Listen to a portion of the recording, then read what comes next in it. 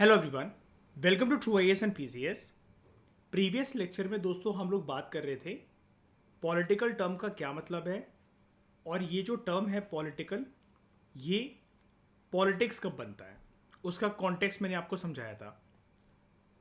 तो हमने ये वाली बात करी थी कि प्रीवियसली पुराने ज़माने के अंदर क्या होता था, कोई कंट्री का अस्तित्व एग्जिस्ट ही नहीं करता था पूरी दुनिया के अंदर।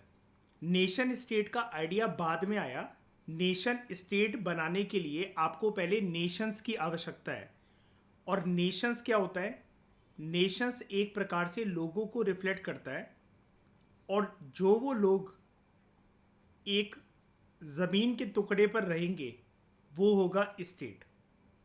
लेकिन उससे भी पहले, क्योंकि आज के समय में एक कंट्री को जब हम डिफाइन करते हैं तो उसका जो जोग्राफिकल एरिया होता है वो अपने आप में बहुत ज़्यादा बड़ा होता है। तो मैंने आपको पहले बताया था कि पुराने ज़माने के अंदर नेशन स्टेट से भी पहले जो सिटी स्टेट का आइडिया है वो एग्जिस्ट करता था। वहाँ पर कुछ कम्युनिटीज़ पाई जाती थी। फिर उन कम्युनिटी के मेंबर्स डिसाइड करते थे कि अगर हम 100 लोग हैं, मैंने आपको एग्जांपल के लिए बताया था कि मान लो उस कम्युनिटी के अंदर 100 लोग रह रहे हैं, टोटल गिनती ही लोगों की सारे परिवारों को मिलाकर 100 लोगों की है। तो उन्होंने फिर डिसाइड करा कि हम में से 4-5 लोग, 5-10 लोग क्या होगा, हमारी कम्युनिटी के लिए रूल्स एंड रेगुलेशंस बनाएंगे। और जब वो कम्युनिटी के लिए रूल्स एंड रेगुलेशंस बनाएंगे जिसके बेसिस पर कम्युनिटी के अंदर मैनेजमेंट होगा मेंबर्स का, डिसीजन मेकिंग की एबिलिटी आएगी कि कैसे कम्युनिटी गवर्न होगी, तब आइडिया इमर्ज हुआ पॉलिटिक्स का। राइट। अब दोस्तों, इन तीनों वर्ड्स के आगे, पॉलिटिकल थ्योरी, फिलॉसफी और साइंस के आगे जो ये प्रीफिक्स लगा हुआ था पॉलिटिकल वर्ड, इसको हमने कवर कर लिया है। अब हम समझते हैं इन तीनों कॉन्सेप्ट्स के अंदर कोड तरीके से क्या डिफरेंस होता है, क्योंकि हमारा पेपर 1 सेक्शन ए इन्हीं तीनों के बारे में बात करता है। और आपको पूरी प्रिपरेशन के टाइम पर अलग अलग वर्ड्स जब सामने आएंगे कि कोई पर्सन पॉलिटिकल साइंटिस्ट है, कोई पॉलिटिकल फिलोसफर है और कोई पॉलिटिकल थ्योरिस्ट है, तो उनमें डिफरेंस क्या है, तो हम डिटेल तरीके से एक बारी जानते हैं कि पॉलिटिकल थ्योरी, पॉलिटिकल फिलोसफी और पॉलिटिकल साइंस एक दूसरे से अलग कैसे होती है in terms of conceptual clarity. सबसे पहले बात करते हैं पॉलिटिकल थ्योरी। प्रीवियस लेक्चर में मैंने आपको एक चीज़ क्लियर कर दी थी, थ्योरी को स्टिपुलेट करना, थ्योरी को प्रेजेंट करना कोई भी पर्सन कर सकता है। ये वाला काम, वो सही हो या गलत हो, उसको हमें उसका हमें नापतोल करना होता है एक पर्टिकुलर कॉन्टेक्स्ट के अंदर कि वो थ्योरी कितनी फिट बैठ रही है एक पर्टिकुलर कॉन्टेक्स्ट के अंदर, और उस थ्योरी की बातें कितनी एप्लीकेबल हैं या फिर बदलते वक्त और ज़माने या फिर जोग्राफिकल सिचुएशन के अनुसार। यानी कि ब्रिटेन में बैठे हुए किसी पर्सन ने एक पॉलिटिकल थ्योरी अगर अपनी दी है, एक थ्योरी उसने अपनी प्रेजेंट करी है, उसका कोई भी आइडिया या ओपिनियन उस थ्योरी के अंदर रिफ्लेक्ट होता है, तो वो ज़रूरी नहीं है कि ब्रिटेन में बैठे एक पर्सन ने अपनी पॉलिटिकल थ्योरी को प्रेजेंट करा है तो वो पूरी दुनिया के हर एक कोने में, हर एक कंट्री में, हर एक सिटीजन के ऊपर एप्लीकेबल होगी। क्योंकि हर एक कंट्री के अंदर जो लोग होते हैं वो अपने आप में एक कम्युनिटी होते हैं जिनका खुद का रूल्स एंड रेगुलेशंस होते हैं जो कि पास से डिराइव्ड होते हैं। इतिहास में हर एक कंट्री में रहने वाले लोग के खुद के अपने रूल्स एंड रेगुलेशंस होते हैं, कस्टम्स होते हैं, रिचुअल्स होते हैं, रिलीजियस प्रैक्टिसेस होती हैं। तो पॉलिटिकल थ्योरी के अंदर हमें ये भी देखना होता है कि उस पर्टिकुलर कॉन्टेक्स्ट में जहाँ पर हम उस पॉलिटिकल थ्योरी को अप्लाई करने की बात कर रहे हैं, वो लोगों के लिए, दूसरे देश के लोगों के लिए वो फिट भी बैठती है कि नहीं बैठती है। इसमें एक इंटरेस्टिंग डायमेंशन और है कि जिस पर्टिकुलर कंट्री के अंदर जिस पर्टिकुलर पॉलिटिकल फिलोसफर ने, पॉलिटिकल थ्योरिस्ट ने जब वो थ्योरी प्रेजेंट करी थी, तो ऐसा भी हो सकता है कि बदलते वक्त और ज़माने के अनुसार वहाँ पर सेटअप चेंज हो गया हो। कहने का मतलब ये है, एग्जाम्पल के तौर पर मान लो कि किसी एक कंट्री के अंदर मान लो अथॉरिटेरियन रिजीम चल रही थी, ठीक है, जब वो थ्योरी आई थी उस पर्सन के द्वारा, और बाद में उस ऑथोरिटेरियन रिजीम से बिल्कुल अलग होते हुए उस कंट्री ने कुछ सालों के बाद डेमोक्रेटिक सेटअप अपना लिया।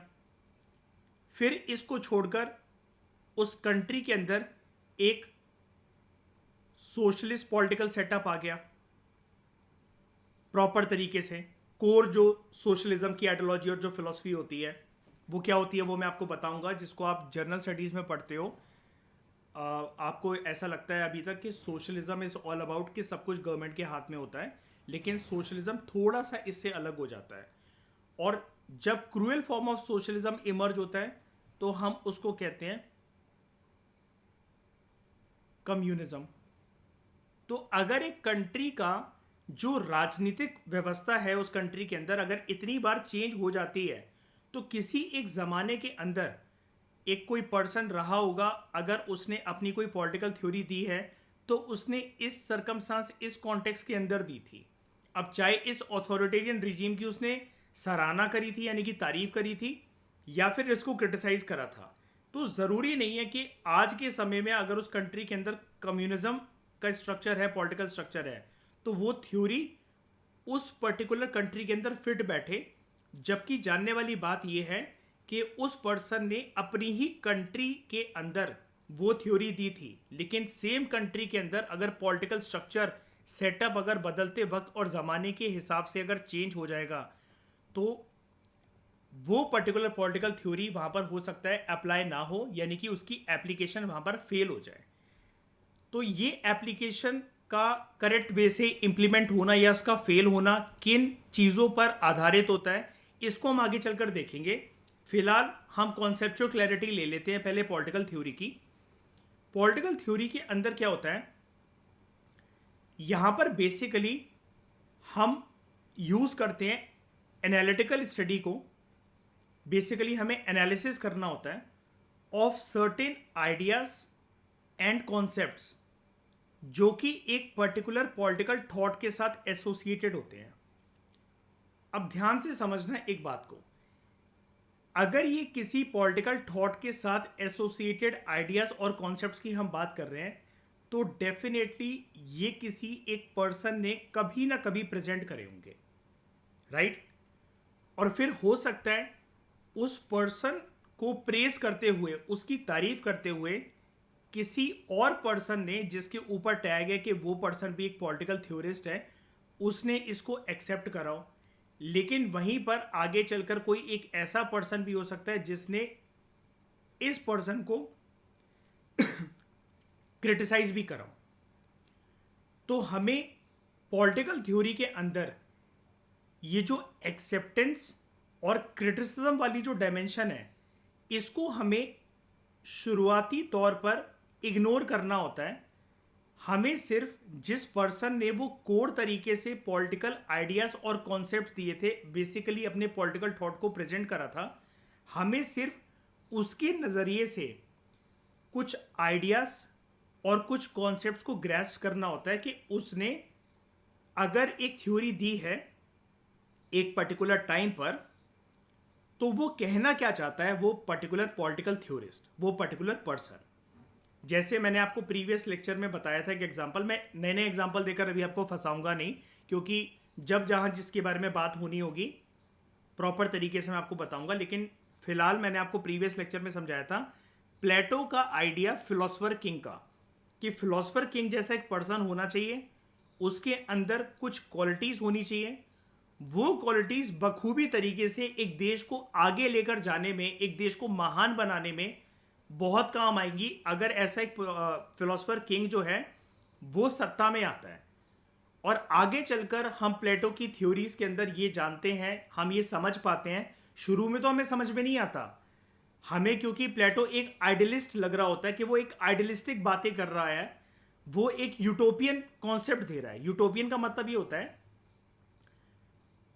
इस वर्ड को भी आपको याद करना पड़ेगा, पॉलिटिकल थ्योरीज के कॉन्सेप्ट्स के अंदर जो एंशियंट टाइम के थे वो यूटोपियन थे काफ़ी सारे, जो कि आइडियलिस्ट होते हैं। आइडियलिस्ट मतलब या यूटोपियन पर्सन वो पर्सन होता है जो कि ना एक ख्याली पुलाव ऐसा पकाता है कि वो चीज़ें अभी वास्तविकता के साथ, कंटेम्प्ररी रियलिटी के साथ मैच नहीं करती हैं, लेकिन उस पर्सन को लगता है कि अगर ऐसा ऐसा ऐसा हो जाए नियर फ्यूचर के अंदर तो इससे जो परिणाम है वो बहुत ही ज़्यादा बेहतरीन निकलेंगे।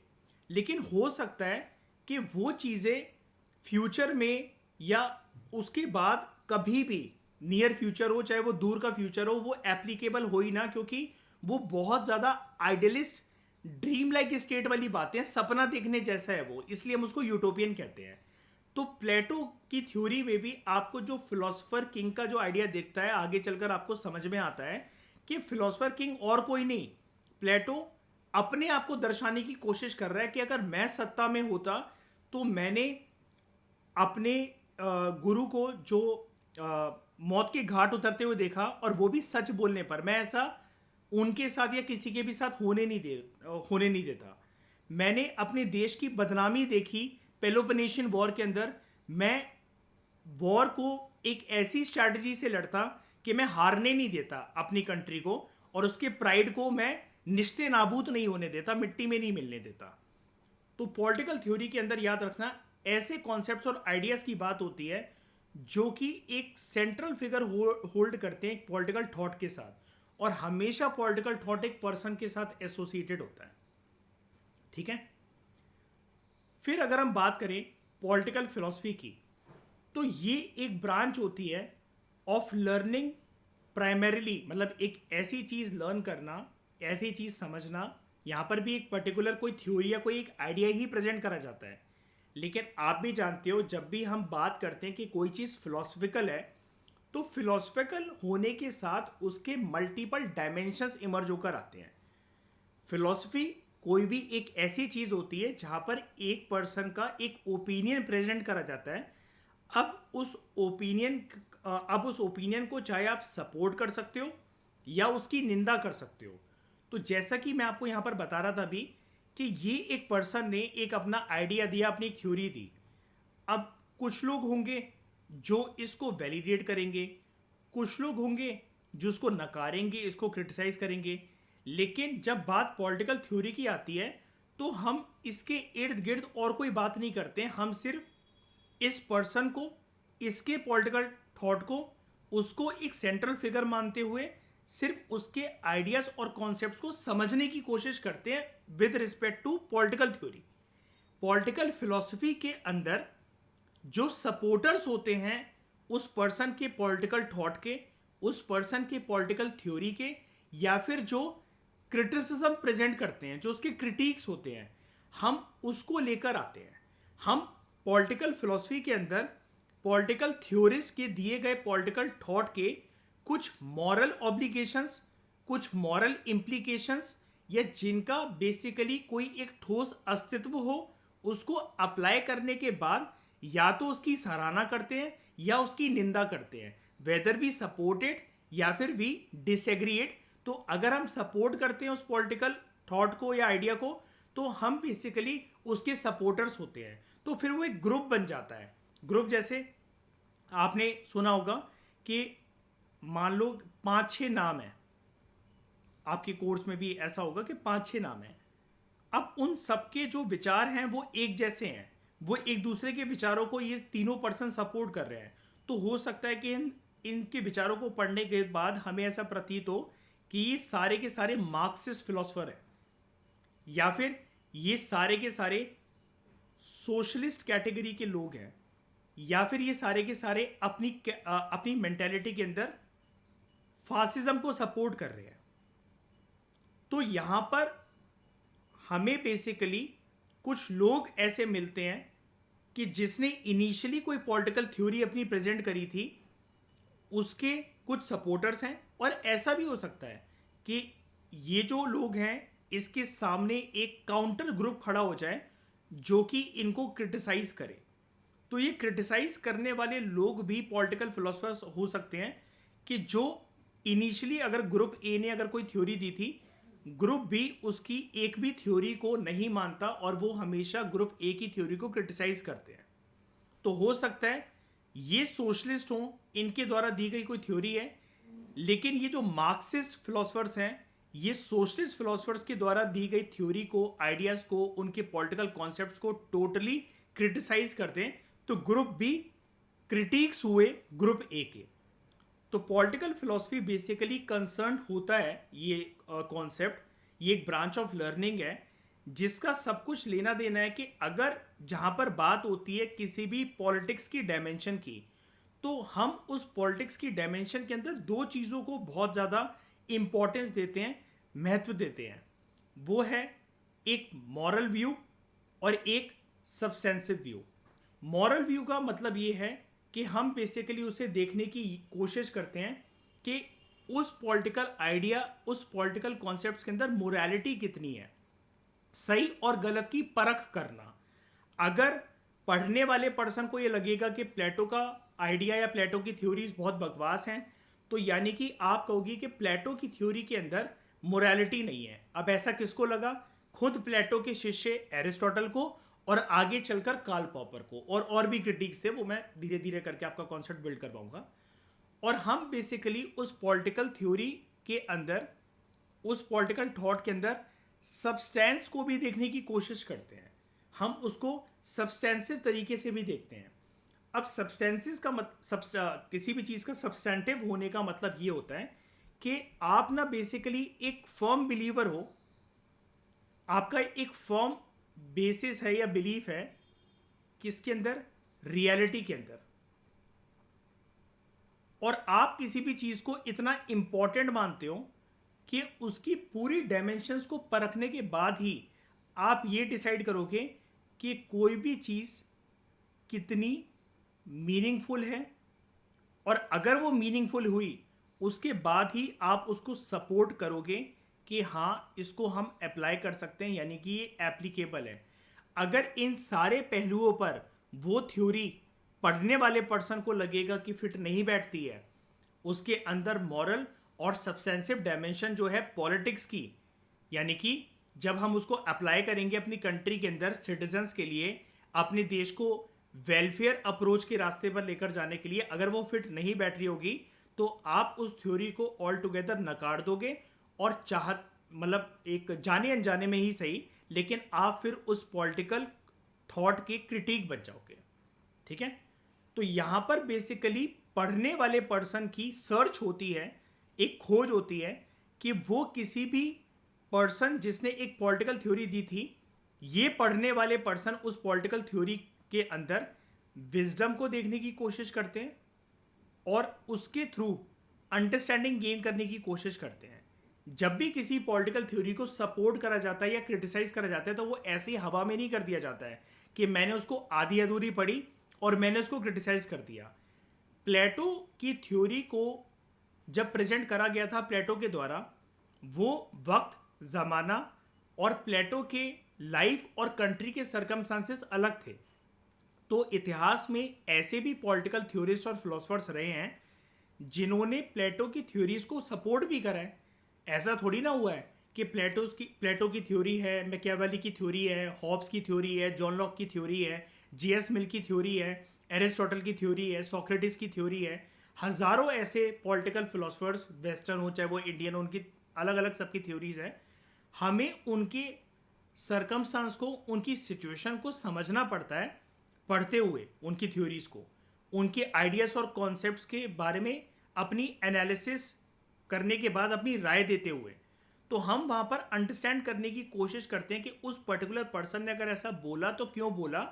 हम उसे जर्नली ऐसा नहीं सोचते हैं कि आज के समय में ये चीज़ अप्लाई नहीं हो सकती है। ऐसे तो फिर कोई थ्योरी एप्लीकेबल नहीं है कभी भी, सारी थ्योरीज बेकार हैं। ऐसे तो फिर महात्मा गांधी के कॉन्सेप्ट्स भी बेकार हैं। देश में इतना जो एक अराजकता का माहौल फैला होता है आजकल, सब लोगों के अंदर गुस्सा बहुत ज़्यादा है, पेशेंस नहीं है, तो ये नॉन वायलेंस, सत्याग्रह करना, है ना, किसी को हानि ना पहुंचाना, यानी कि महात्मा गांधी की ये सारी बातें भी फिर बेकार हो गई हैं आज 2025 में। जबकि वो तो हमारे देश के एक दिग्गज नेता थे, दिग्गज पर्सन थे, एक महान फिलोसफर थे। महात्मा गांधी को भी पॉलिटिकल फिलोसफर समझा जाता है वैसे, ठीक है, PSIR में आप ये सीखोगे। तो यहां पर हमारी सर्च होती है विजडम को लेकर। अब यहां पर जो विजडम है ना, परखने वालों की नजरों से आपको विजडम का मीनिंग समझना है। यानी कि परखने वाला, जैसे कैसे एग्जांपल अगर मैं दूं, प्लेटो ने अपनी एक एकेडमी खोली थी, ठीक है। सोक्रेटिस के डेथ के बाद प्लेटो को झटका लगा था and he was travelling all around the world, various countries वो गया, इवन अफ्रीका वगैरह भी वो घूम कर आ गया था। थोड़े टाइम के बाद उसे ऐसा लगा कि नहीं यार, मेरे देश में अगर कोई दिक्कतें हैं ना तो मुझे अपने देश से रुख नहीं मोड़ना चाहिए, मुझे वहाँ पर जाना चाहिए और समस्या का समाधान निकालना चाहिए। सत्ता में बैठे हुए लोगों को निकालना इतना आसान नहीं है, लेकिन मैं एक मीठी छुरी का इस्तेमाल करूँगा, मैं एक सॉफ्ट तरीका अपनाऊंगा जिससे मैं सत्ता में बैठे हुए लोगों तक अपनी बात पहुंचा दूं और मेरा नाम भी ना आए कि प्लेटो ने ये वाली बात कही है। तो आगे चलकर वो क्या करता है, प्लेटो एक स्कूल, एक एकेडमी खोलता है एथेंस ग्रीस के अंदर, जहाँ पर उसके बहुत सारे स्टूडेंट्स जो हैं वो इकट्ठा होते हैं और उनको पढ़ाने की अप्रोच वो वही अपनाता है जो उसके गुरु सोक्रेटिस ने अपनाई थी। अब उस एकेडमी में कुछ टाइम के बाद एरिस्टोटल भी अपना एडमिशन लेता है। अब एरिस्टोटल को बहुत सारी बातें सिखाई गई होंगी, लेकिन हम आगे चलकर देखते हैं सबसे बड़ा आलोचक, सबसे बड़ा क्रिटिसाइजर प्लेटो का या उसकी थ्योरी का अगर कोई रहा है तो वो उसका खुद का शिष्य है।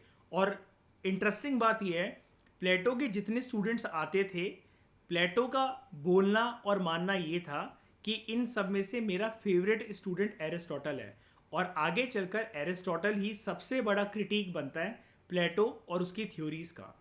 तो एरिस्टोटल ने ऐसा सब मतलब पूरे जीवन काल उसने प्लेटो के साथ बिताया, लेकिन फिर उसने अपना पूरा जीवन, जब वो एक खुद पॉलिटिकल फिलोसफर और पॉलिटिकल थ्योरिस्ट बना, तो वो अपने गुरु की निंदा क्यों करता रहा? वो क्यों नहीं चमचा बना जिस प्रकार से प्लेटो चमचा था अपने गुरु सोक्रेटिस का, कि उनको जहर देने के बाद जब उनको मौत के घाट उतार दिया गया तो इतना डिप्रेशन में वो आ गया कि कंट्री छोड़कर ही वो ट्रैवलिंग विदाउट एनी पर्पस यहाँ से वहाँ भाग रहा है, जैसे कोई पर्सन विचलित हो जाता है जिसके दिमाग और शरीर के अंदर एक तूफान सा मचा रहता है। लेकिन एरिस्टोटल ने तो निंदा पे निंदा करना स्टार्ट करी और जीवन भर वही करते रहा अपने गुरु प्लेटो की। तो एरिस्टोटल ने क्या देखा प्लेटो के अंदर? एरिस्टोटल ने प्लेटो की पूरी बात को समझने के बाद ना, भावनाओं में नहीं बहा एरिस्टोटल, उसने अंडरस्टैंड करा प्लेटो की थ्योरी को, प्लेटो के पॉलिटिकल थॉट को, उसके आइडिया और उसके कॉन्सेप्ट्स को। फिर उसने सर्च करना स्टार्ट करी कि प्लेटो की थ्योरी के अंदर विजडम है कि नहीं है। विजडम का मतलब बेसिकली यहाँ पर ये है कि एक एबिलिटी को बेसिकली एरिस्टोटल ने परखना चाहा।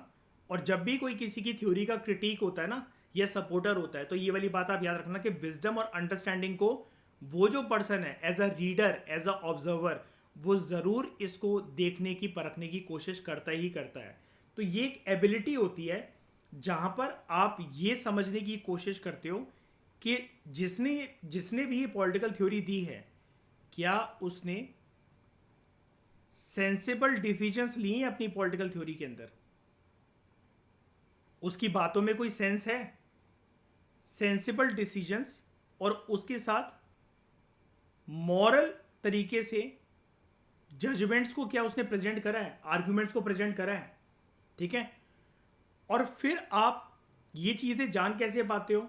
बिकॉज एक बात बहुत इंपॉर्टेंट है कि ये जो पर्सन है, ये सामने वाले पर्सन की थ्योरी के अंदर कमियां निकाल रहा है या उसको सपोर्ट कर रहा है। तो ये कर कैसे पा रहा है? मतलब ये अगर एबिलिटीज पर्सन के अंदर है कि किसी की प्रेजेंट करी गई पॉलिटिकल थ्योरी के अंदर ये टेस्ट करने की कोशिश कर रहा है, परखने की कोशिश कर रहा है, एग्जामिन और एनालिसिस करने की कोशिश कर रहा है कि वो पर्सन ने सेंसिबल डिसीजंस या जजमेंट प्रेजेंट करे भी हैं अपनी थ्योरी के अंदर कि नहीं करे हैं। तो इस पर्सन की औकात ही क्या है कि ये उसकी पॉलिटिकल थ्योरी को परख सके, उसके अंदर मॉरल ऑब्लिगेशंस को, मॉरल डिसीजंस को, फेयर तरीके से जजमेंट को, उसकी एप्लीकेबिलिटी को एनालाइज कर सके। बिकॉज ये पर्सन कोई फालतू का पर्सन, एरा गैरा नथु खैरा नहीं है। इसके पास खुद के पास नॉलेज होनी चाहिए और डिसीजन मेकिंग एबिलिटी होनी चाहिए।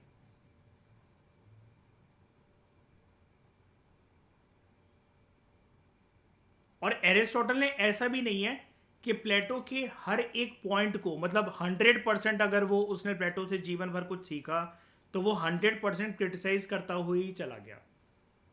ऐसा नहीं। प्लेटो के साथ एक दिक्कत ये भी रही है, जैसा कि मैं आपको प्रीवियस लेक्चर में भी बता रहा था, प्लेटो की थ्योरीज ना स्टेबल नहीं है।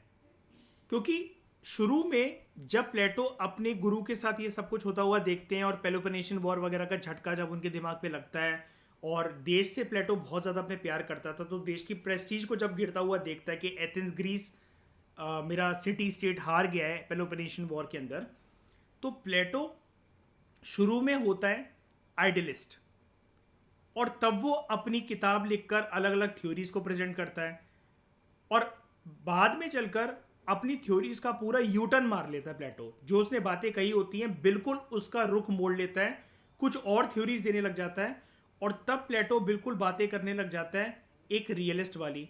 तो एरिस्टोटल को प्लेटो का ये जो रुख था ना कि प्लेटो स्टेबल नहीं है अपनी थ्योरीज को देता हुआ, शुरू में वो आइडियलिस्ट बातें कर रहा है और बाद में वो रियलिस्ट बातें कर रहा है, इसलिए एरिस्टोटल हर एक थ्योरी को नहीं नकारता प्लेटो की, लेकिन ज्यादातर Aristotle was unhappy after analysing, after examining the theories of Plato, various theories of his mentor Plato. अब ऐसा तो मैं आपको एक ही एग्जांपल के साथ समझाया जा रहा हूं, एरिस्टोटल, प्लेटो एंड सोक्रेटिस का रिलेशनशिप के साथ, क्योंकि अभी आपके लिए समझना यही आसान होगा। मल्टीपल जब हम चीज़ें पढ़ेंगे पॉलिटिकल फिलोसफर्स के बारे में, western political thinkers, Indian political thinkers के बारे में जानेंगे, तो ये चीज़ें आपको काम आएंगी। जैसे जब हम गांधी की, अंबेडकर की, औरोबिंदो घोष की, कौटिल्य की थ्योरीज को पढ़ेंगे, तो हम उनके भी सपोर्टर्स और क्रिटिसाइजर्स की बात करेंगे, तो तब आपको समझ में आएगा कि ये पॉलिटिकल फिलोसफर्स कौन है जो कि गांधी की फिलोसफीज को, अंबेडकर की फिलोसफीज को, नेहरू की फिलोसफीज को या तो सपोर्ट कर रहे हैं या उनको क्रिटिसाइज कर रहे हैं। अब एक कॉमन सा एग्जांपल अगर मैं आपको बताऊं, तो हम पॉलिटिकल फिलोसफर की कैटेगरी में तो उनको नहीं डालते हैं, लेकिन हम फिर भी कहते हैं कि हाँ, वो भी पर्सन एक वेल रेटेड पर्सन है जो कि गांधी जी को इतना समझ सकता है कि उनको मेरे को सपोर्ट करना है या क्रिटिसाइज करना है। तो आप एक डिबेट यहां पर लेकर आ सकते हो, Gandhi versus revolutionary leaders like Bhagat Singh. तो गांधी के पॉलिटिकल विचार वर्सेस भगत सिंह के पॉलिटिकल विचार। इसी वजह से आप ये क्वेश्चन देखते हो कि जीएस पेपर 1 के अंदर जब भी मॉडर्न इंडियन हिस्ट्री की बात होती है ना, और जो सेम कंटेंट जो हम पॉलिटिकल फिलोसफीज का पढ़ने वाले हैं अपने पीएसआई और ऑप्शनल के अंदर, तो आपने ऐसे क्वेश्चन देखे होंगे जीएस जनरल स्टडीज के मेंस के पेपर के अंदर, स्पेशली पेपर 1 के अंदर, कि आपको क्वेश्चन आता है महात्मा गांधी वर्सेस अंबेडकर, ठीक है, महात्मा गांधी वर्सेस नेहरू। एक जो क्वेश्चन पेंडिंग है वो है महात्मा गांधी वर्सेस भगत सिंह या गांधी वर्सेस नेहरू की अप्रोच। तो ये सारे जो क्वेश्चंस हैं ये इमर्जी इस वजह से होते हैं क्योंकि आइडियोलॉजीज में क्लैश हैं दो लोगों के। एक जो पर्सन सामने वाले की पॉलिटिकल थ्योरी या उसके दिए गए पॉलिटिकल कॉन्सेप्ट या आइडियाज को ग्रैस्प करने की कोशिश कर रहा है, तो वो नाखुश है उसकी पॉलिटिकल थ्योरी से, उसको वो वाली बातें उसकी समझ में ही नहीं आती हैं। वो पर्सन अपनी खुद के कोई आइडिया प्रेजेंट करना चाह रहा है। तो जिस प्रकार से मैं आपको बता रहा था कि मान लो भगत सिंह बचपन में बहुत ज्यादा सपोर्टर थे गांधी जी के, नॉन कॉपरेशन मूवमेंट जब चली थी गांधी जी की, तो भगत सिंह की उम्र कच्ची उम्र थी, तो वो प्लाकार्ड्स लेकर, जैसे होर्डिंग और बोर्ड लेकर गली गली मोहल्ले में नॉन कॉपरेशन मूवमेंट की सपोर्ट करते हुए, नारेबाजी करते हुए, गांधी जी जो कहते थे, जो नारा देते थे, भगत सिंह और उसके जो दोस्त थे छोटे छोटे, वो उसको फॉलो करते थे। भगत सिंह को बचपन में झटका तब लगता है जैसे प्लेटो को पेलोपोनेशियन वॉर और अपने गुरु की मृत्यु का झटका लगा। भगत सिंह के लिए सबसे बड़ा झटका ये था कि वो ब्लाइंडली महात्मा गांधी को फॉलो कर रहा था, लेकिन उसी टाइम पर जब उसको पता लगा कि गांधी जी ने नॉन कॉपरेशन मूवमेंट को वापस खींच लिया है, उस दिन से भगत सिंह भले उस उम्र में एक कच्ची उम्र का बालक था, एक छोटा लड़का था, उसके अंदर इतनी सूझबूझ हो ऐसी कोई अपेक्षा कर भी नहीं सकता है, लेकिन भगत सिंह को समझ में आ गया था गांधी को अगर मैंने फॉलो करा या देश के लोगों ने फॉलो करा तो गांधी अपने आइडियाज में एक दोगले पर्सन है, इनके अंदर स्थिरता और स्टेबिलिटी नहीं है। ये आज जो प्रोमिसेस करेंगे, जो सपने दिखाएंगे, हो सकता है कल को उसको रात में 2 घंटे के बाद वापस खींच लें। तो भगत सिंह की उम्मीदों पर जब खरे नहीं उतरे महात्मा गांधी, हालांकि नॉन कॉपरेशन मूवमेंट उन्होंने जो खींचा था उसकी भी हम डायमेंशंस पढ़ेंगे, जो मॉडर्न इंडियन हिस्ट्री में बातें नहीं पढ़ते, हम यहाँ पर पीएसआईआर के अंदर पढ़ेंगे कि गांधी जी के खुद के तर्क थे और वो जानते थे कि जो जनता है, जो मासेस है, वो भी रेडी नहीं है इतने बड़े मास सत्याग्रह के लिए। तो गांधी जी ने एक फ्यूचरिस्टिक विजन को ध्यान में रखते हुए ताकि लोग पिटे ना, पुलिस की लाठियां ना खाएं, कल को फिर उनका जो उत्साह है अभी भारत की आज़ादी की लड़ाई में कूदने का, वो ठंडे बस्ते में ना चला जाए, उनका कोल्ड ब्लड ना हो जाए मासेस का, वो गर्म खून ही रहे। लेकिन गर्म खून इतना भी नहीं रहे कि लोग जो हैं कुछ ऐसा दंगा फसाद मचा दें कि जिससे गांधी जी के जो कोर आइडियाज़ हैं नॉन वायलेंस एंड सत्याग्रह, वो आहट उनको ठेस पहुंचे किसी भी प्रकार से। तो गांधी जी के खुद के तर्क थे ऐसी हरकतें करने के पीछे कि बहुत बार नॉन कॉपरेशन मूवमेंट तो एक छोटा सा एग्जांपल है, बहुत बार वो मूवमेंट्स लॉन्च करते थे और मूवमेंट के कंप्लीट होने से पहले उसको विड्रॉ कर लेते थे। लेकिन भगत सिंह के लिए वो बचपन का एक एक्सपीरियंस ही काफी था। भगत सिंह ने कभी अपने दिमाग में दूसरा मौका भी नहीं दिया गांधी जी को। तो ऐसे करके आप इसको समझ सकते हो कि पॉलिटिकल फिलॉसफी और थ्योरी कैसे साथ में कोरिलेट करती है। फिर दोस्तों बात आती है पॉलिटिकल साइंस की। पॉलिटिकल साइंस जो है, यहां पर आपको बस एक ही वर्ड समझना है जिससे आपको पूरी तरीके से क्लैरिटी मिल जाएगी। जो पॉलिटिकल साइंस है उसके अंदर आप एक चीज देख रहे हो, साइंस यानी कि विज्ञान। और विज्ञान से जुड़ी हुई दोस्तों जब भी कोई चीज होती है, याद रखना हमेशा उसका कोई ना कोई प्रूफ होता है। तो प्रूफ के वर्ड को रिप्लेस करते हुए आप यहां पर एक वर्ड सीख सकते हो पॉलिटिकल साइंस में, एम्पेरिकल। एम्पेरिकल दोस्तों कोई भी एक ऐसी चीज होती है, जब भी आप कहते हो ना किसी चीज का एक एम्पेरिकल एविडेंस होना चाहिए, उसका साफ तरीके से कहने का मतलब यह होता है कि कोई भी ऐसी चीज जो कि बेस्ड हो किसी भी पर्सन के या किसी भी चीज के एक्सपेरिमेंट्स के आधार पर, और उन एक्सपेरिमेंट्स को एक प्रैक्टिकल एक्सपीरियंस के बेसिस पर आपने ऑब्जर्व कराओ, आपने उसका जो एक्सपीरियंस है उसको फील कराओ। यहां पर बिल्कुल भी जब भी कोई चीज याद रखना कि एम्पेरिकल होती है, उसके अंदर हम कुछ चीजें बिल्कुल नकार देते हैं।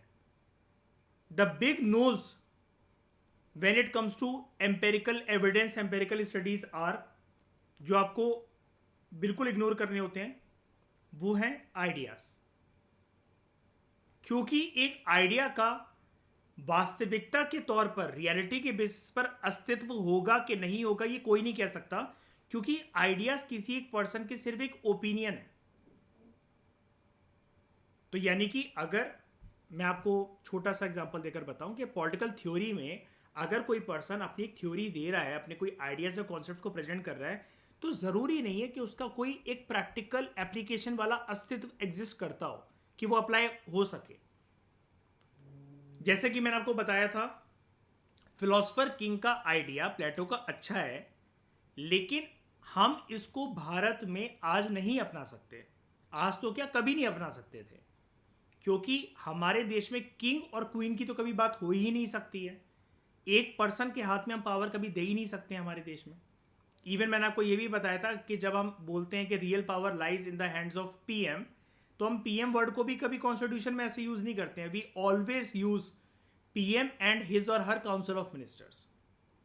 तो एम्पेरिकल में कभी भी आइडियाज को इंपॉर्टेंस नहीं दी जाती है।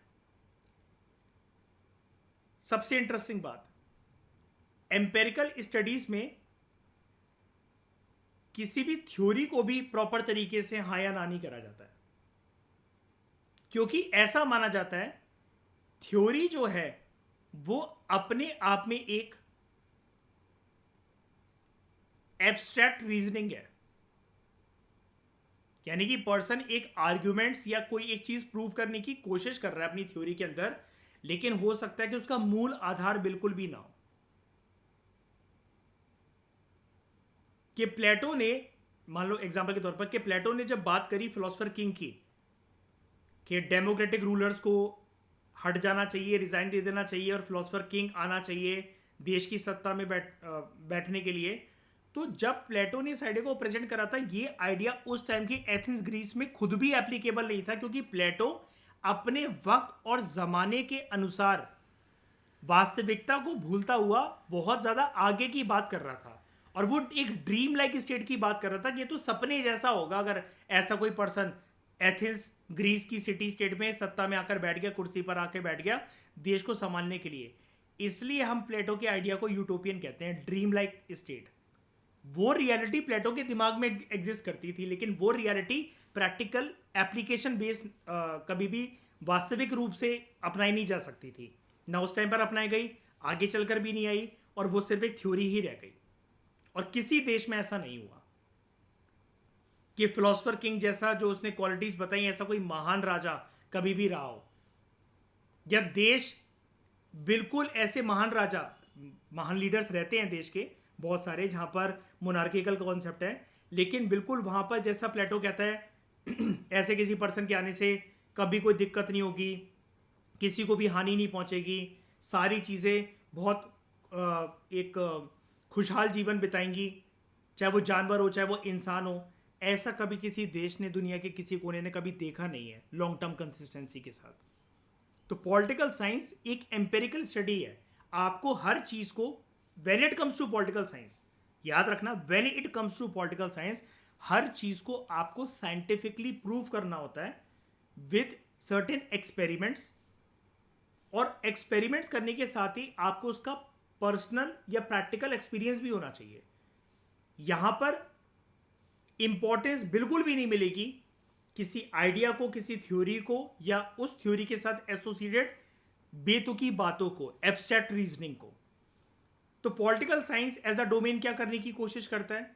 पॉलिटिकल साइंस डिस्क्राइब, एनालाइज और एक्सप्लेन करने की कोशिश करता है। अब क्योंकि ये विज्ञान है अपने आप में, लेकिन ये एक राजनीतिक विज्ञान है, तो यहां पर हमारा जो साइंटिफिक प्रूव करने का जो तरीका है, जो एम्पेरिकल एविडेंस है, वो एक्सप्लेन करने की कोशिश करता है कि कैसे सरकारों को गवर्न होना चाहिए, चलना चाहिए, एक अच्छी सरकार के क्या फीचर्स होते हैं, उस देश में सरकार के अलावा जो विभिन्न पॉलिटिकल इंस्टीट्यूशंस हैं, वो उनकी ड्यूटीज, उनके रोल, उनके कर्तव्य क्या होने चाहिए।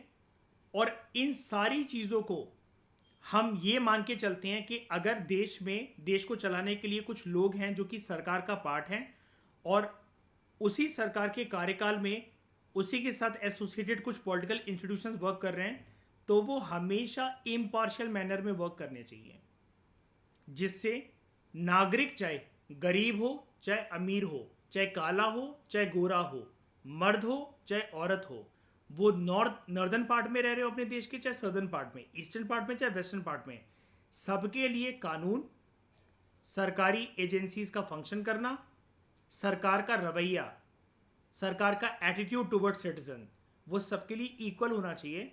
तो इन सभी इंस्टीट्यूशंस को, इंक्लूडिंग सरकार को, सत्ता में बैठे लोगों को इम्पार्शियल तरीके से रूल एंड गवर्न करना चाहिए, जितना भी उनका कार्यकाल है। ये मानना होता है पॉलिटिकल साइंस का। और हम इसको फिर साइंस क्यों कह रहे हैं?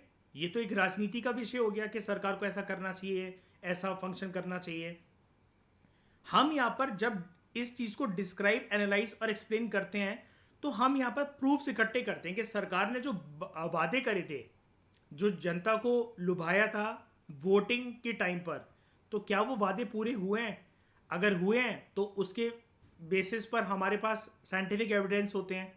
आप यहाँ पर आंसर्स को लिखते हुए बहुत कॉमन एग्जांपल्स को यूज़ कर सकते हो, जिससे आपको बहुत अच्छे मार्क्स मिलेंगे। लाइक आप ऐसी बातें कर सकते हो कि अगर भारत के अंदर हमें ये देखना है गवर्नमेंट और पॉलिटिकल इंस्टीट्यूशंस ने अपने कस्मे वादों को निभाया 5 साल के लिए, तो उसके लिए हम पॉलिटिकल साइंस को कैसे यूज़ कर सकते हैं? यानी कि अपना अनुमान ना देते हुए कि सरकार ने तो कुछ करा ही नहीं, या सरकार तो बहुत अच्छी है, इन्होंने मंदिर बनवाया, मस्जिद बनवाया, सड़कें बनवाई, लाइटिंग की व्यवस्था करी, पानी अब साफ आने लगा है। अगर ऐसे आप 4-5 बातों को सुनकर बहुत ज़्यादा इंप्रेस नहीं होना चाहते हो, और 3-4 खराब बातों को देखते हुए पूरी तरीके से क्रिटिसाइज नहीं करना चाहते हो, तो पॉलिटिकल साइंस की स्टडी ये कहती है कलेक्ट एम्पेरिकल एविडेंस। और भारत के संदर्भ में अगर मैं आपको एक बात बताऊं, अगर आपको एम्पेरिकल एविडेंस कलेक्ट करना है तो उसका औजार, उसके लिए एक सक्षमता, एक तरीके से एम्पावर लोगों को करा गया है with the tool of RTI, right to information, RTI act. आप आरटीआई लगाकर किसी भी चीज के आंकड़े निकलवा सकते हो सरकार से रिलेटेड, रेदर देन कि आपने कुछ बुरी खबर सुनी सरकार से रिलेटेड तो आपका पूरा ओपिनियन ही नेगेटिव हो गया और आप पूरे क्रिटिसाइजर बन गए सरकार के। चार पांच अच्छी बातें आपने सुन ली तो आप पूरी तरीके से अंधविश्वासी सपोर्टर बन गए उस सरकार के। ऐसे वर्क करता है पॉलिटिकल साइंस। और हमारे देश में अगर बात आती है एम्पेरिकल एविडेंस से, एम्पेरिकल एविडेंस के बेसिस पर अगर आपको गवर्नमेंट और पॉलिटिकल इंस्टीट्यूशंस और उनकी वर्किंग को डिस्क्राइब करना है, एनालाइज करना है, एक्सप्लेन करना है, आप सिर्फ एक एग्जांपल प्रेजेंट कर देना। आरटीआई एक्ट एक बहुत पावरफुल टूल है लोगों को एम्पावर करने के लिए और एम्पेरिकल एविडेंस लोगों को देने के लिए।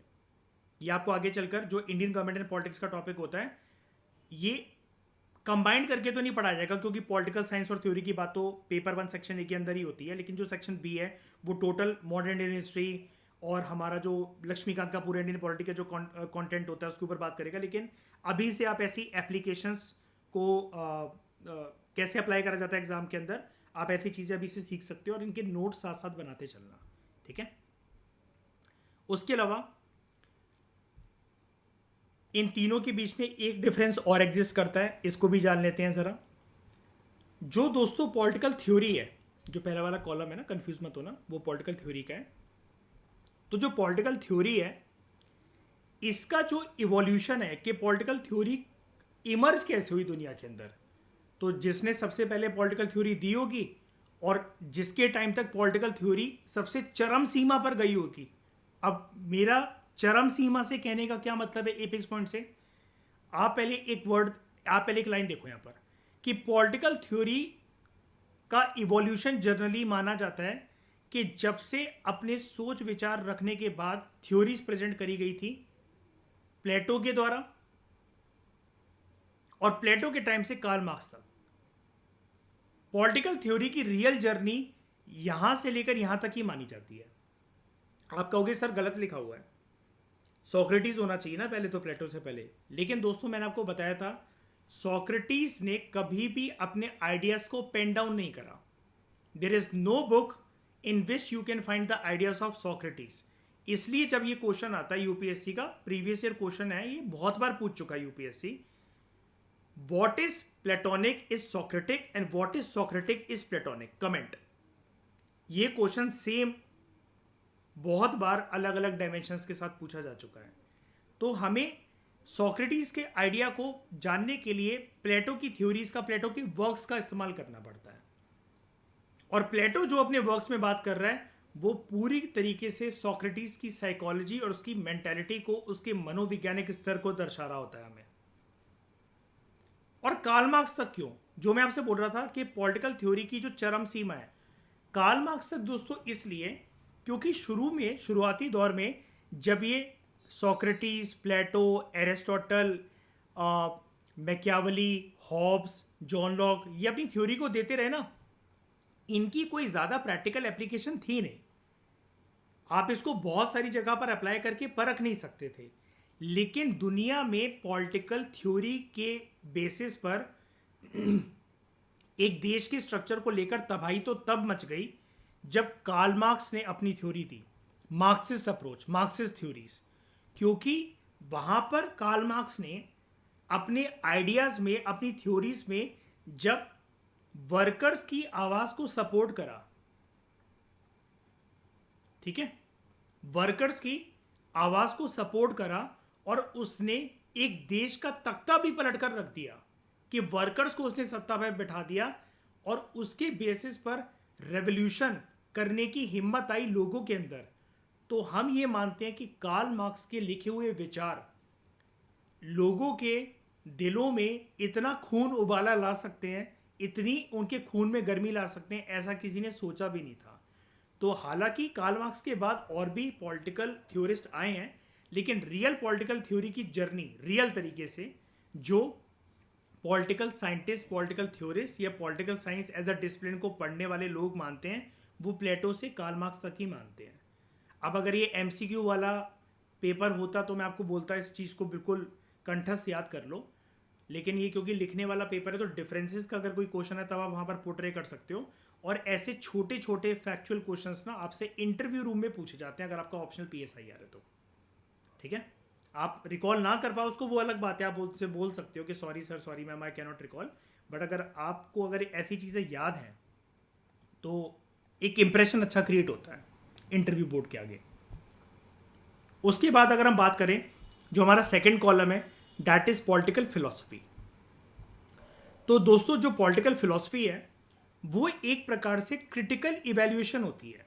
मैंने जैसा कि आपको बताया पॉलिटिकल थ्योरी को देने वाला एक कोई पर्सन होगा जिसके पॉलिटिकल थॉट, उसके सोच विचार उस थ्योरी के अंदर रिफ्लेक्ट होंगे।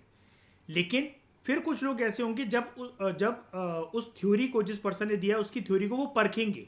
वो आप और मैं भी हो सकते हैं, और उसकी थ्योरी को पढ़ने के बाद हम हो सकते हैं कि एग्री करें उस पॉलिटिकल थ्योरी से, उसके विचारों से, उसकी सराहना करें या तो निंदा करें। एग्री करेंगे या डिसएग्री करेंगे। एग्री करेंगे तो उसके सपोर्टर बनेंगे, डिसएग्री करेंगे तो उसके क्रिटिक कहलाएंगे।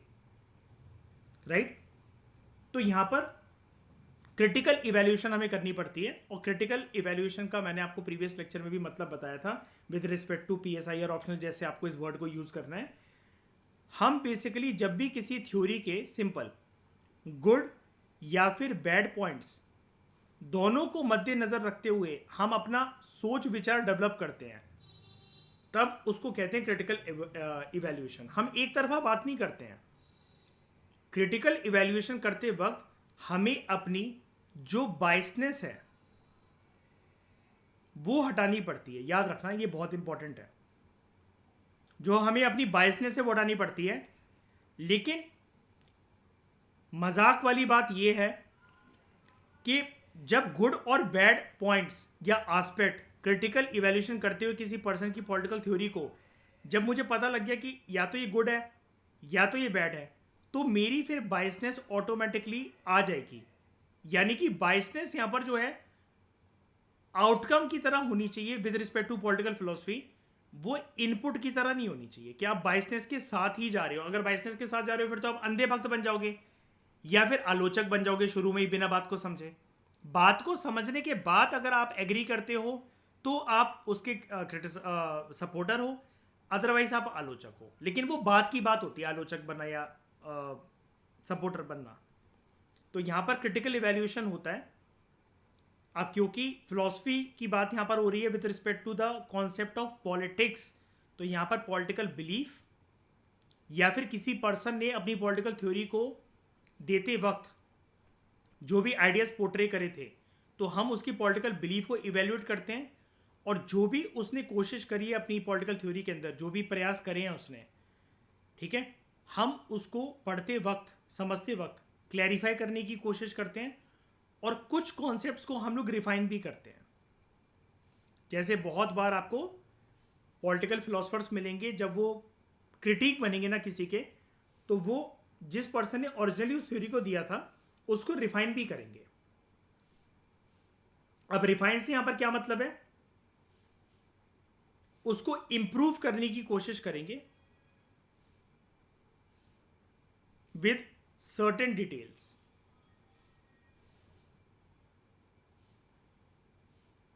अब इंटरेस्टिंग बात पॉलिटिकल फिलॉसफी के अंदर यह भी आ जाती है कि मान लो, जैसे मैं अभी आपको एग्जांपल दे रहा था थोड़ी देर पहले, ये तीनों लोग मार्क्सिस्ट स्कूल ऑफ थॉट के लोग हैं, तीनों के तीनों। लेकिन यह भी हो सकता है सेम स्कूल ऑफ थॉट रखने वाले ये लोग, ये पर्सन ए, बी और सी, आप ये भी सीखोगे कि हो सकता है कि ये तीनों एक दूसरे के आलोचक हो, क्रिटिसाइजर हो। लेकिन ये प्रॉपर तरीके से ऐसा नहीं करेंगे कि ऑल टुगेदर क्रिटिसाइज कर दिया थ्योरी को। ए ने बी की थ्योरी को, बी ने सी और ए की थ्योरी को, और सी ने ए और बी की थ्योरी को। ऐसा नहीं होगा। यहां पर हो सकता है कि जो बी है, जब वो ए और सी को, उनकी थ्योरीज को पढ़े, समझने की कोशिश करे, तो वो उनके दिए गए आइडियाज को थोड़ा सा रिफाइन करे, इंप्रूव करे सर्टेन डिटेल्स के साथ। अब आप कहोगे ऐसा करा क्यों जाता है? क्या इतिहास में अपना नाम बनाने के लिए, बहुत कूल बनने के लिए, कि मेरे को क्रिटिसाइज करना ही है और जब तक मैं क्रिटिसाइज करूंगा नहीं तब तक मेरा नाम नहीं होगा, मेरी वाहवाही नहीं होगी? ऐसा नहीं होता। हो सकता है कि ये तीनों ये मार्क्सिस्ट स्कूल ऑफ थॉट के लोग हों, लेकिन इनकी समझने की कोशिश करना एक इंपॉर्टेंट बात, लेकिन इनकी कंट्री सबकी अलग अलग हो, जहां पर इनके सबके देश का जो पॉलिटिकल सिस्टम है वो डिफरेंट तरीके से वर्क करता है। तो बी जो है ए और सी की आइडियोलॉजी से वाकिफ तो है, उनकी सराहना तो करता है, सपोर्ट तो करता है, लेकिन वो आलोचक एज सच नहीं है, उसका क्रिटिसाइजर नहीं है, वो बस अपने देश के हालातों के अनुसार, अपने वक्त के अनुसार कुछ एडिशनल बात करना चाह रहा है, या फिर दी हुई बातों को थोड़ा सा डिलीट करके अपने सर्टेन व्यू पॉइंट्स प्रेजेंट करना चाह रहा है। इसको कहते हैं refining the concepts in political philosophy. और ऐसा आप हमेशा देखोगे, आप जितने भी पॉलिटिकल थ्योरिस्ट पढ़ोगे ना, और फिर उनके सपोर्टर्स या आलोचकों को देखोगे, तो आपको कोई भी सपोर्टर, सारे सपोर्टर्स ऐसे भी नहीं मिलेंगे जो 100% थ्योरी को सपोर्ट करेंगे, और सारे आलोचक क्रिटिसाइजर ऐसे भी नहीं मिलेंगे जो निंदा ही कर रहे होंगे पूरी थ्योरी की। तो जब ये क्रिटिसिज्म और सपोर्ट करने वाले जो पॉइंट आते हैं ना, और ब्रैकेट में जब किसी का नाम दे रखा होता है, ऐसे क्वेश्चन आते हैं पीएसआई और ऑप्शन के अंदर। तो हम यहां पर रिफाइन करने की कोशिश करते हैं कुछ कॉन्सेप्ट्स को जो कि पॉलिटिकल डिस्कोर्स के अंदर यूज करे जाते हैं। पॉलिटिकल डिस्कोर्स का मतलब क्या है? डिस्कोर्स का सिंपल मतलब होता है कि किसी भी चीज़ की डिटेल तरीके से उसके ऊपर बात होना, यानी कि डिबेट एंड डिस्कशन होना, उसको हम डिस्कोर्स कहते हैं। तो यानी कि जब भी जहाँ पर राजनीतिक विषयों के ऊपर चर्चा जो है वो लाजमी है, वो बनती है, डिबेट एंड डिस्कशन उसके ऊपर होनी चाहिए। तो उन डिबेट्स एंड डिस्कशन में हम पॉलिटिकल थ्योरीज का इस्तेमाल करते हैं। पॉलिटिकल फिलोसफी की मैं आपको बात बता रहा हूँ कि हम उन पॉलिटिकल डिबेट्स एंड डिस्कशंस के अंदर पॉलिटिकल थ्योरीज का इस्तेमाल करते हैं, लेकिन जिसने वो ओरिजिनली थ्योरी दे रखी होती है, हम उसको क्रिटिकली इवेल्युएट करने के बाद ही, उसके अच्छे और बुरे पॉइंट्स को, अच्छी और बुरी बातों को निकालने के बाद ही हम ये समझते हैं कि अब वक्त, हालात और अनुसार बदल चुके हैं, सारी चीज़ों के नुमाइंदे बदल चुके हैं, तो कुछ कॉन्सेप्ट्स को हम लोग रिफाइन कर देते हैं। लेकिन रिफाइन करा ही जाएगा ऐसा ज़रूरी नहीं है, ये वाली बात भी याद रखना। क्या आप सोचो, यहाँ पर लिखा हुआ है कि पॉलिटिकल फिलोसफी के अंदर क्रिटिकल इवेल्युएशन करने के बाद चीज़ों को क्लैरिफाई करा जाता है और रिफाइन करा जाता है। क्लैरिफिकेशन तो देखो दी जाएगी, एरिस्टोटल ये क्लैरिफाई करेगा अपने वर्क के अंदर कि मैं प्लेटो की कुछ बातों से एग्री क्यों नहीं करता हूं, लेकिन ज़रूरी नहीं है कि एरिस्टोटल या कोई भी एक पर्सन जो कि किसी का आलोचक है, वो जिसने वो पॉलिटिकल थ्योरी दी उसको रिफाइन करे। वो ज़रूरी नहीं है कि उसके पॉइंट देगा कि मेरे अनुसार ये थ्योरी यहाँ पर ठीक बैठनी चाहिए, इसके अंदर ये वाला आइडिया हटाकर कोई दूसरा आइडिया होना चाहिए, ज़रूरी नहीं है ऐसा।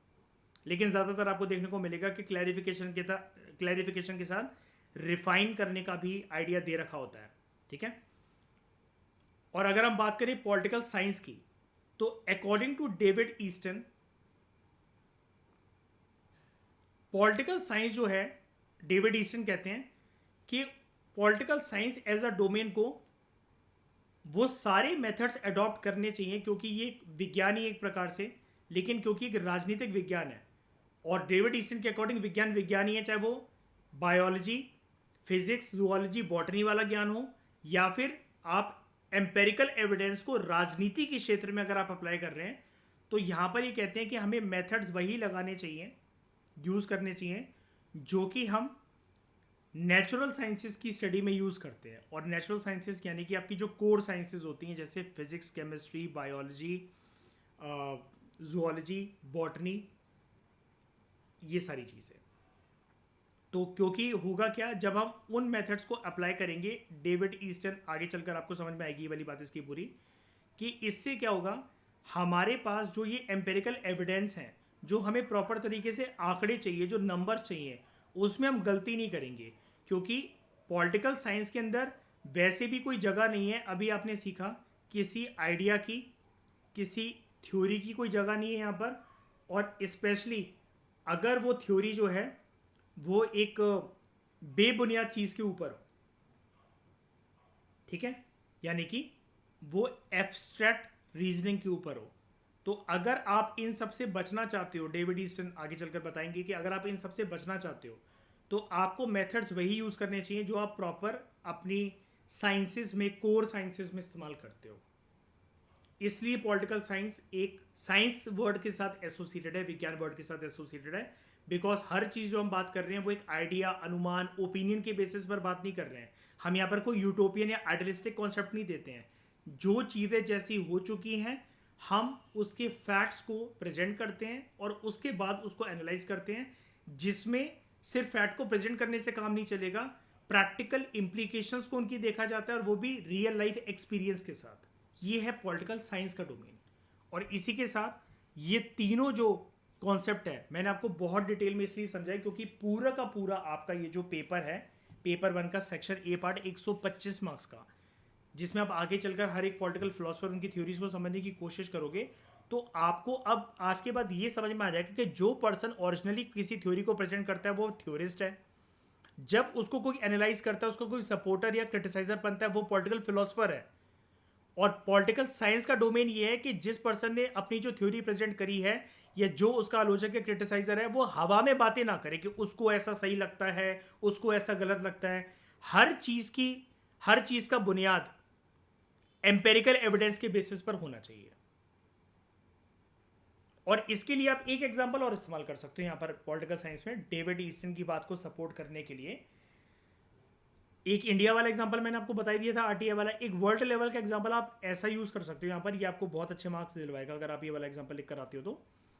दुनिया में यूनाइटेड नेशंस या जो भी इंटरनेशनल प्राइवेट बॉडीज होती हैं वो बड़े सारे इंडेक्सेस निकालती हैं। अब वो इंडेक्सेस किसके साथ एसोसिएटेड होते हैं? ऑब्वियसली कंट्रीज के साथ। और कंट्रीज को उन इंडेक्सेस के अंदर रैंकिंग मिलती है, और ये ranking without any kind of biasness दी जाती है, किसी भी प्रकार की बाइसनेस नहीं होती है वहां पर। तो जब इन इंडेक्सेस को प्रिपेयर करा जाता है, एक एग्जांपल आप प्रेजेंट कर सकते हो कि मान लो हैप्पीनेस इंडेक्स की एक रिपोर्ट आ रही है, तो उसके अंदर जो पैरामीटर है उसके बेसिस पर कंट्रीज को टेस्ट करा गया है, एम्पेरिकल एविडेंस कलेक्ट करे गए हैं, उसी के बेसिस पर ये हैप्पीनेस इंडेक्स में भारत की, पाकिस्तान की, ऑस्ट्रेलिया की, ऑस्ट्रिया की, ब्रिटेन की रैंकिंग अलग अलग है। यहां पर कोई बाइसनेस नहीं है रिपोर्ट निकालने वाली टीम के अंदर कि हमें नफरत है इंडिया से इसलिए हम उसको कम रैंकिंग देंगे, या फिर हमें जो ग्रीनलैंड है, आइसलैंड जैसी कंट्रीज है, स्वीडन जैसी कंट्रीज हमेशा टॉप 5 में रहती है तो हम इसको हमेशा टॉप 5 में रैंकिंग ही देंगे। ऐसा नहीं है। आप यहां पर एक एग्जांपल और इस्तेमाल कर सकते हो। इंदौर के पास पिछले लगभग एक डिकेड से क्लीनेस्ट सिटी होने का टाइटल है। मध्य प्रदेश की जो सिटी है इंदौर, उसके पास ऑलमोस्ट अ डिकेड होने जा रहा है जहां पर उसके पास एक क्लीनेस्ट सिटी होने का टाइटल है। तो ये हवा में नहीं दिया गया कि वहां पर बीजेपी की गवर्नमेंट है और सेंट्रल में भी बीजेपी की गवर्नमेंट है तो हम इंदौर को ही हमेशा बनाएंगे, नॉन बीजेपी गवर्नमेंट्स के अंदर उसको कभी रैंकिंग ही नहीं मिलेगी। इसके प्रॉपर मूल आधार है वो, हमें ऐसा लगता है कि इंदौर क्लीन सिटी, वो लगने के ऊपर नहीं है, उसके अंदर प्रॉपर मेथोडोलॉजी यूज करी गई है, और वो भी नेचुरल साइंसेस के बेसिस पर, क्योंकि वहां पर बहुत सारी चीजों के पैरामीटर्स के बेसिस पर बाकी सिटीज इसको नहीं कर पाई, उन पैरामीटर्स पे खड़े नहीं उतर पाई, इसलिए इंदौर को वो वाली रैंकिंग मिली है। ऐसे एग्जाम्पल जब आप लिखोगे ना तो एग्जामिनर शॉक हो जाएगा, क्योंकि जर्नली मैं आपसे वही कह रहा हूं, आपसे शुभरंजन मैम के नोट्स पढ़ लो, वाजीराम के नोट्स पढ़ लो, नेक्स्ट आईएएस के पढ़ लो, अंडरस्टैंड यूपीएससी के पढ़ लो, विजन आईएएस के पढ़ लो, एस्पायर आईएएस के पढ़ लो, बायजूस के पढ़ लो, और जितनी रेप्यूटेबल बुक्स हैं सारी की सारी, एंड्रू हेवुड्स, ओपी गाबा, कुछ भी आप पढ़ लो, वहां आपको ऐसे एग्जाम्पल मिलेंगे ही नहीं। और अगर आप सिर्फ वो सोचते हो कि वो चीज़ पढ़कर आप नॉर्मल लिख कर आ जाओगे आंसर और आपको बाकी कैंडिडेट्स के कंपैरिजन में मार्क्स एक्स्ट्रा मिल जाएंगे, ऐसा कभी नहीं हो पाएगा आपके साथ। चाहे उनके नोट्स को आप वर्ड टू वर्ड रट्टा मार लो सारा का सारा, और मेंटली झूठे तरीके से सेटिस्फाई हो जाना कि मैंने पीएसआई और ऑप्शनल अपना कंप्लीट करा है, मुझे सब कुछ आता है, मुझसे पीवाईक्यूज हो पा रहे हैं। पीवाईक्यू तो ऑप्शनल की कोई भी कर लेता है। एक ऐसा पर्सन जिसने 2 रीडिंग कर रखी होती है ऑप्शनल सब्जेक्ट की, भले उसको कंटेंट याद ना है, वो पीवाईक्यू के बारे में, पीवाईक्यू को देखते हुए फिर भी कुछ ना कुछ लिख लेगा, फिर भी लिख लेगा पर्सन कुछ ना कुछ, लेकिन आंसर जब रिजल्ट आएगा ना, यू विल बी शॉक्ड कि मैं फाइनल इससे बाहर क्यों हो गया। आपके आंसर में कुछ दम ही नहीं था ना, आप कॉलेज के बच्चों की तरह जो इंस्टीट्यूट्स ने पढ़ाया, रट्टू तोता बनकर वो सब अच्छी अच्छी बातें, नॉर्मल नॉर्मल बातें लिख कर आ गए। तो जो आपको पता है, मटेरियल तो किसी से छुपा नहीं है, सबको पता है। आपको अपने खुद के PHIR के नोट्स बनाने हैं, किसी इंस्टीट्यूट की औकात से ज़्यादा आप अच्छे नोट्स बना सकते हो, चैट जीपीटी का सहारा ले लो, वो आपको और धांसू नोट्स बनाकर दे देगा।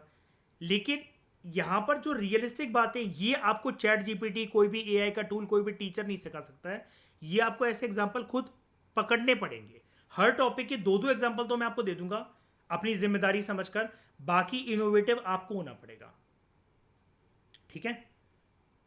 इस लेक्चर में हमने जाना पॉलिटिकल थ्योरी, फिलोसफी और पॉलिटिकल साइंस के बीच में क्या डिफरेंस है। अगले लेक्चर में प्रॉपर तरीके से बात करेंगे political theory versus political science की डिबेट क्या कहती है। इस डिस्कशन में दोस्तों फिलहाल इतना ही। Thank you very much for discussion.